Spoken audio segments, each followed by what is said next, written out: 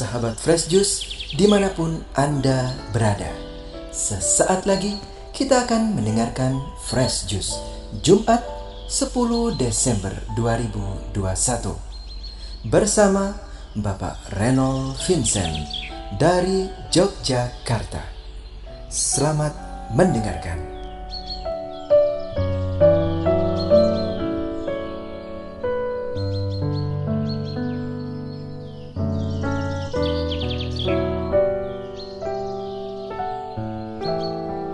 Shalom saudari-saudara, para sahabat Fresh Juice yang terkasih dalam Kristus, berkah dalem.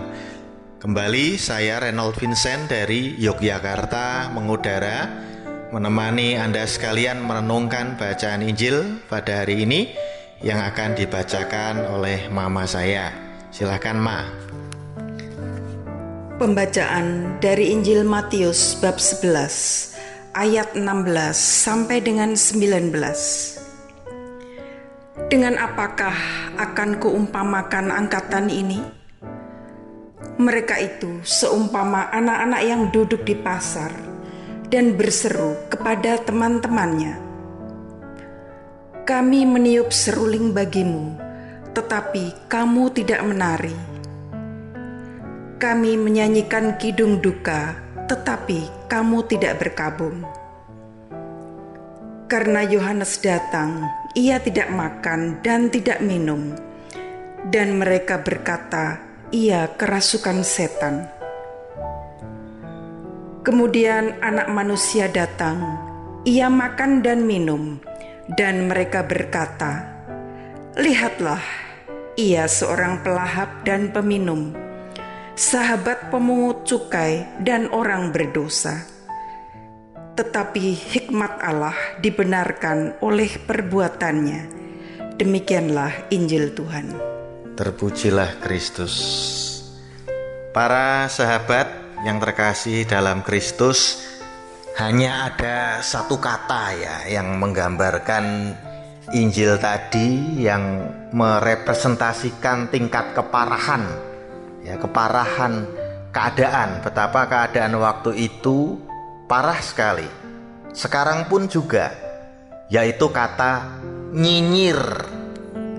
Nyinyir itu sebenarnya bukan hanya zaman now saja, tetapi nyinyir itu juga ada sejak zaman Yesus 2000 tahun yang lalu. Orang nyinyir itu karena mungkin tidak sependapat dengan orang lain. Bahkan orang nyinyir itu lebih parah disebabkan oleh kebencian. Kebencian pada apapun yang dilakukan oleh orang lain. Entah itu benar sekali, pokoknya dianggap salah. Apapun yang dikatakan orang lain, apapun yang dipikirkan orang lain, apapun yang diperbuat orang lain, walaupun baik, tapi tetap dicap sebagai sesuatu yang salah. Masalahnya di mana ini? Masalahnya adalah pada ketertutupan. Tertutup. Kita ini terpenjara oleh pikiran kita sendiri. Kalau ada orang lain yang berpendapat, orang lain yang berbuat, orang lain yang melakukan sesuatu yang kita pikir, sekali lagi kita pikir itu tidak sesuai dengan diri kita, maka kita akan cenderung menolaknya. Menolak, meningkat lagi menjadi nyinyir itu tadi.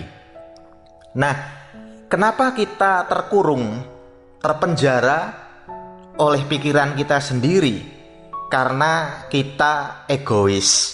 Manusia itu pada hakikatnya adalah makhluk yang egosentris. Jadi mementingkan diri sendiri. Sehingga kita sering membuat pikiran-pikiran sendiri yang negatif tentang sesama kita. Lebih parah lagi, yang ditolak di dalam bacaan ini tadi yaitu Yohanes. Dan jauh lebih parah lagi, yang ditolak adalah Tuhan Yesus.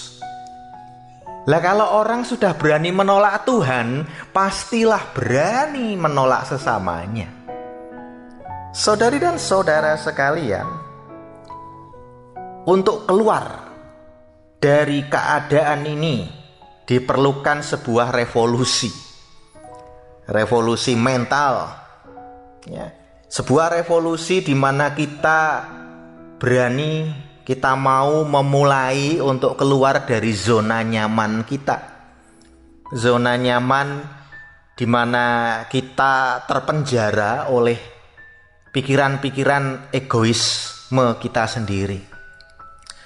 Nah, saudari dan saudara, ini ada cerita Mbah Kemo Darmo ketika masih punya istri. Nah, istrinya sekarang sudah meninggal. Ceritanya begitu ya. Ini waktu dulu masih berdua Mbah Kemo dengan istrinya. Istrinya itu pada suatu pagi itu ngomong begini. Istrinya bertanya pada Mbah Kemo dengan merajuk, dengan manja. Mas, apa? Pagi-pagi udah manja? Iya mas, aku mau tanya mas, semalam kan aku kok mimpi aneh ya. Mimpi apa toh? Mimpi ini mas, aku semalam mimpi kamu beliin aku kalung emas mas. Kalung emas? Iya mas. Kira-kira artinya apa ya mas ya mimpi itu ya? Oh gampang itu. Aku pergi dulu ya. Ya ada janji sama orang ini. Nah, nanti pulangnya kamu pasti tahu. Aku jamin, aku janji kamu akan tahu apa arti mimpimu itu. Asik, makasih ya mas. Mas cakep deh. Oh ngece, menghina wong wajah jelek gini kok cakep gimana toh? Ya udah aku berangkat dulu. Hati-hati ya mas. Iya. Betul para sahabat. Pulangnya Mbah Kemo memenuhi janjinya itu. Dia memberikan sebuah bingkisan kepada istrinya. Ini ada sesuatu buat kamu. Aku kan tadi pagi janji ya bahwa kamu akan tahu apa arti mimpimu tadi. Kamu kan bertanya, mimpi dapat kalung emas dari aku ya toh? Iya mas. Nah, ini coba kamu buka dulu ini. Oh ya, makasih ya mas.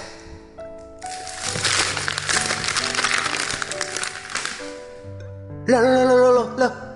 Ini apa mas? Ini apa? Loh itu buku arti mimpi. Ada di halaman 15 itu kayaknya loh. Arti mimpi kamu semalam itu. Coba dibuka. Oh alah mas. Malah dibeliin buku mimpi, buku arti mimpi itu gimana? Saudari dan saudara sekalian, istrinya Mbah Kemo tadi tenggelam, terpenjara dalam pikirannya sendiri. Sudah GR.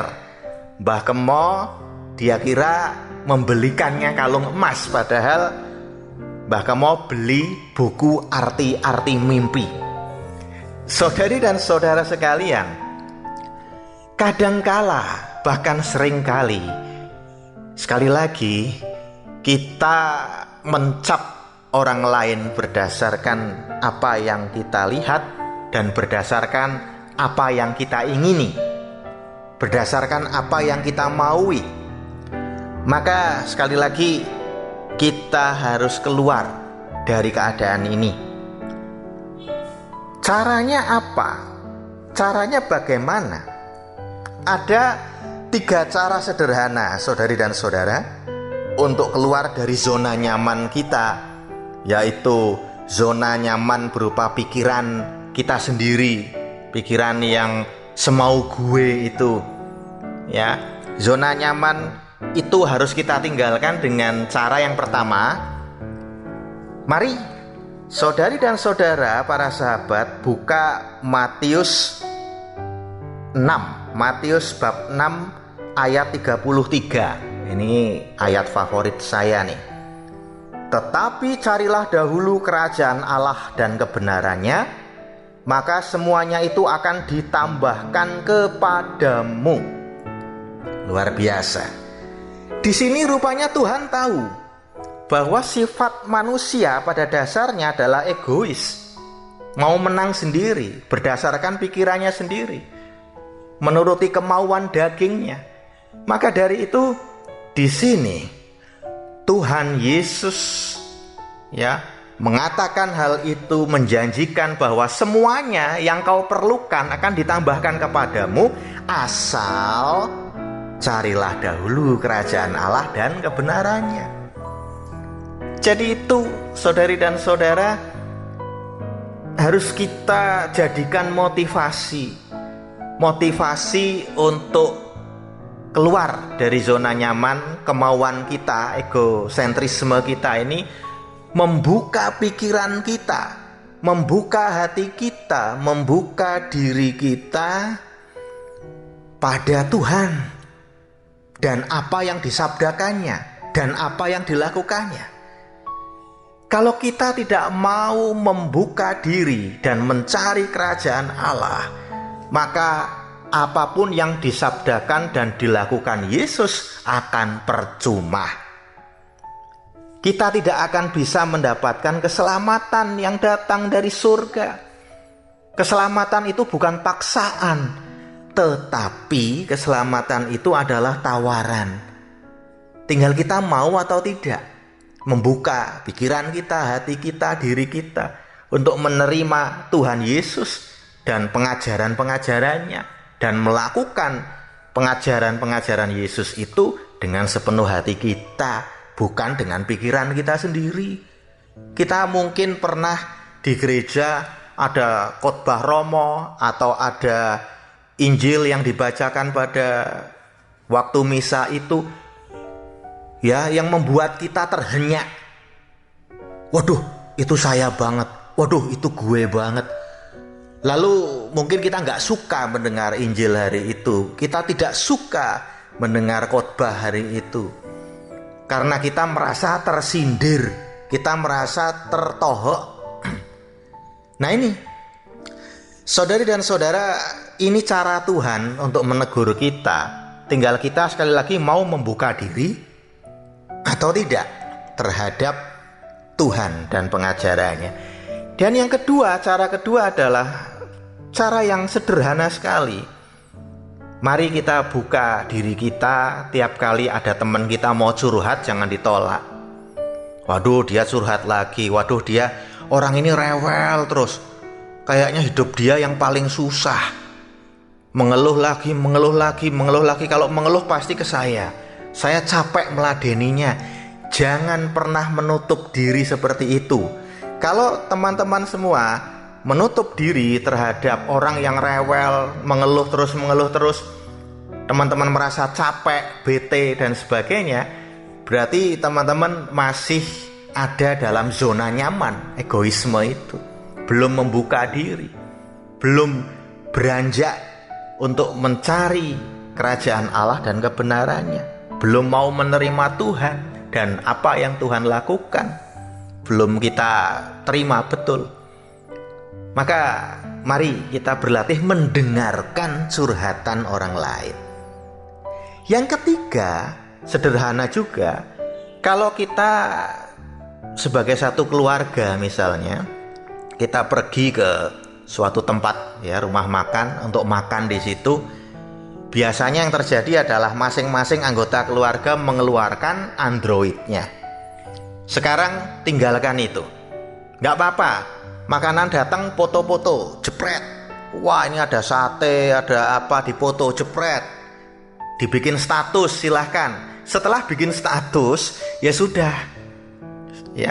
Tinggalkan HP itu, masukkan ke kantong, masukkan ke tas. Lalu berkomunikasilah dengan orang yang makan bersama kita. Kita mencoba saling mendengarkan satu sama lain sebagai satu keluarga. Ini cara-cara untuk open minded, cara-cara untuk membuka pikiran kita, hati kita, diri kita. Ya, jadi kalau cara-cara seperti itu kita lakukan, saudara dan saya tidak akan nyinyir lagi. Kadang-kadang saya heran lihat YouTube, ya, ada khotbah Romo misalnya, bahkan di Fresh Juice ini ada yang dislike, ada yang tidak suka. Ini pewartaan ilahi, ada yang dislike. Saya kadang heran, tapi kemudian saya berpikir ya sudah, ini sifat dasar manusia. Terlebih lagi, lebih parah lagi, saya melihat YouTube, ya, upacara detik-detik proklamasi misalnya 17 Agustus dari istana. Lah kok yang dislike itu ratusan. Ini orang tidak suka NKRI atau bagaimana? Saya juga heran gitu.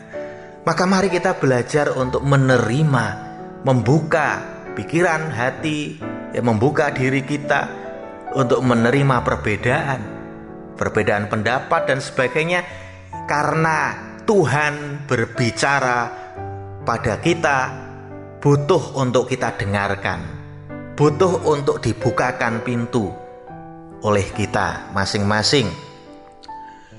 Mari saudari dan saudara, mulai detik ini saudara dan saya belajar untuk itu.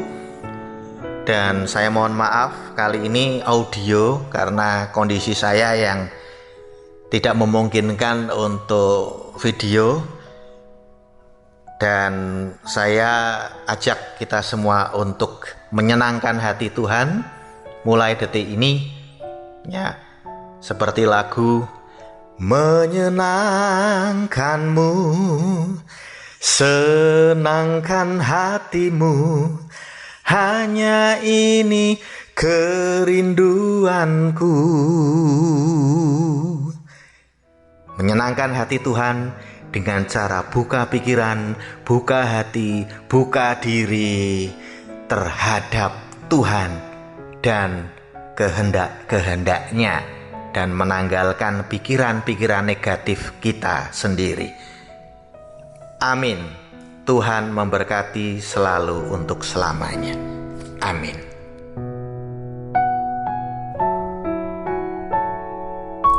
Sahabat Fresh Juice, kita baru saja mendengarkan Fresh Juice Jumat 10 Desember 2021. Terima kasih kepada Bapak Reynold Vincent untuk renungannya pada hari ini. Sampai berjumpa kembali dalam Fresh Juice edisi selanjutnya. Jaga kesehatan dan salam Fresh Juice.